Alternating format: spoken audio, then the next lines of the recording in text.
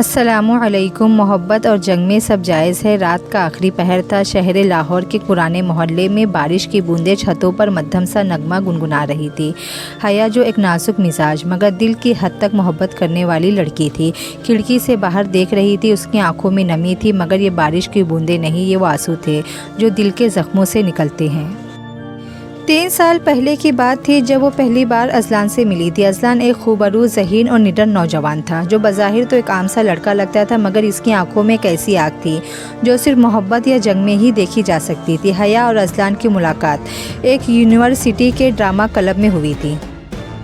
وہاں شروع میں صرف بات چیت ہوئی، پھر دوستی، اور آہستہ آہستہ وہ دوستی محبت میں بدل گئی۔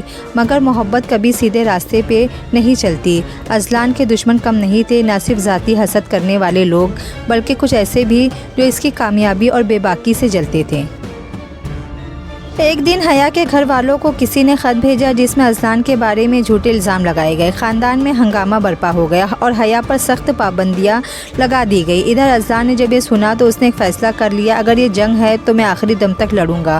محبت اور جنگ میں سب جائز ہے حیا، اس کے الفاظ آج بھی حیا کے کانوں میں گونجتے تھے۔ اذلان نے لوگوں کے جھوٹ بے نقاب کرنے کے لیے ہر ممکن حربہ استعمال کیا، کبھی سچ کے ثبوت جمع کیے، کبھی مخالفین کے راز فاش کیے۔ وہ جانتا تھا یہ صرف محبت کی جنگ نہیں بلکہ عزت کی لڑائی بھی ہے۔ اسی دوران حیا بھی خاموش نہیں بیٹھی، اس نے اپنے والد کو خط لکھا جس میں اذلان کی سچائی اور محبت کی گہرائی بیان کی، ماں کو آنسوؤں میں سب کچھ بتایا۔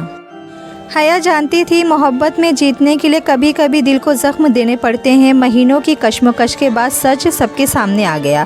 وہ لوگ جنہوں نے سازش کی تھی خود رسوا ہو گئے۔ حیا کے والد کو اپنی بیٹی کی آنکھوں میں اذلان کے لیے قربانی نظر آئی، وہ نرم پڑ گئے۔ شادی کی رات اذلان نے حیا کا ہاتھ پکڑ کے کہا، میں نے تمہیں پانے کے لیے سب کچھ کیا، کچھ ایسا بھی جو شاید عام حالات میں غلط ہوتا مگر محبت اور جنگ میں سب جائز ہے۔ حیا مسکرا کر بولی، اذلان، محبت جیت گئی، جنگ ختم ہو گئی مگر تمہارے لیے میرا دل ہمیشہ میدان جنگ رہے گا۔ شادی کے بعد اذلان اور حیا کی زندگی ایک خوبصورت خواب کی طرح شروع ہوئی مگر خواب ہمیشہ دیر تک نہیں رہتے۔ 2 سال گزر گئے، ان کی محبت مزید گہری ہوتی گئی مگر اسی دوران ایک پرانا دشمن دوبارہ لوٹ آیا، سلمان۔ وہی شخص جس نے کبھی اذلان کی عزت کو مٹی میں ملانے کی کوشش کی تھی، اس بار اس کا مقصد اور خطرناک تھا۔ سلمان نے بزنس میں اذلان کو نقصان پہنچانے کا منصوبہ بنایا مگر سب سے بڑا وار اس نے وہاں کیا جہاں اذلان کمزور تھا، حیا پر۔ ایک دن حیا کو ایک انجان نمبر سے کال آئی اور دوسری طرف ایک عورت کی آواز سنائی دی، تمہیں پتہ بھی ہے تمہارا شوہر کہاں جاتا ہے، کس کے ساتھ وقت گزارتا ہے؟ حیا کا دل کانپ گیا مگر وہ جانتی تھی یہ جنگ ابھی ختم نہیں ہوئی۔ اس نے فوراً اذلان کو کچھ نہیں بتایا اور خود سلمان کی حرکتوں پر نظر رکھنا شروع کر دی۔ ایک شام حیا نے سلمان کو ایک کافی شاپ میں دیکھا جہاں وہ ایک فائل میں تصویریں رکھے کسی شخص کو دے رہا تھا۔ حیا نے فون پر وہ لمحہ ریکارڈ کر لیا۔ وہ جان گئی یہ تصویریں جعلی ثبوت ہے جو سلمان میڈیا میں لیک کرنے والا ہے تاکہ اذلان کی ساکھ ختم ہو جائے۔ اسی رات حیا نے اذلان کو سب کچھ بتایا۔ اذلان کی آنکھوں میں ایک بار پھر وہی پرانی چمک آ گئی، حیا یہ صرف بزنس نہیں، یہ پھر جنگ ہے اور تم جانتی ہو محبت اور جنگ میں سب جائز ہے۔ انہوں نے ایک خطرناک پلان بنایا۔ حیا نے سلمان سے ملاقات کا ڈرامہ کیا اور باتوں باتوں میں اس نے وہ فائل نکلوا لی۔ مگر سلمان نے شک کر لیا، وہ حیا کا پیچھا کیا۔ ایک سنسان سڑک پر گاڑی روکی، سلمان نے حیا سے فائل چھیننے کی کوشش کی مگر اچانک اذلان وہاں پہنچ گیا۔ دونوں میں ہاتھا پائی ہوئی لڑائی میں سلمان نے چاقو نکال لیا اور حیا کے سامنے اذلان کو زخمی کر دیا مگر اذلان نے آخری دم تک لڑائی جاری رکھی اور سلمان کو پولیس کے حوالے کر دیا۔ ہسپتال میں اذلان نے نیم بے ہوشی میں حیا کا ہاتھ پکڑا اور کہا، دیکھا میں نے کہا تھا نا محبت اور جنگ میں سب جائز ہے، اس بار جنگ جیتے ہیں مگر قیمت چکانی پڑی ہے۔ حیا نے آنسو بھری مسکراہٹ کے ساتھ کہا، اذلان اگر جنگ میں تم ہو تو میں ہر بار یہ قیمت دینے کو تیار ہوں۔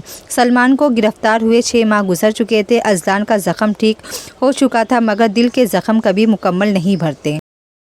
حیا اور اذلان اپنی زندگی میں واپس آ گئے تھے لیکن ایک عجیب سا سکوت دونوں کے بیچ آ گیا تھا۔ ایک دن اذلان کو ایک خفیہ خط ملا جس میں لکھا تھا، سلمان نے جیل سے باہر آنے کا راستہ ڈھونڈ لیا ہے اور اس بار وہ صرف تمہاری عزت نہیں تمہاری جان بھی لینا چاہتا ہے۔ اذلان نے یہ بات حیا سے چھپائی کیونکہ وہ اسے مزید خوفزدہ نہیں کرنا چاہتا تھا مگر حیا نے اس کے بدلتے ہوئے رویے سے سب سمجھ لیا۔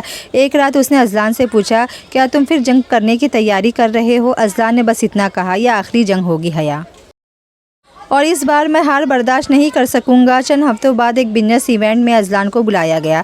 حیا نے ضد کی کہ وہ بھی ساتھ جائے گی۔ ایونٹ کے دوران لائٹ اچانک بند ہو گئی، اندھیرے میں گولی چلنے کی آواز آئی، روشنی آئی تو اذلان زمین پر گرا ہوا تھا۔ حیا نے چیخ مار کر اس کا نام پکارا، مگر حیرت انگیز طور پر گولی اذلان کو نہیں لگی تھی۔ اس نے حیا کو بچانے کے لیے اپنے آپ کو ڈھال بنایا تھا۔ گولی اس کے کندھے میں لگی تھی۔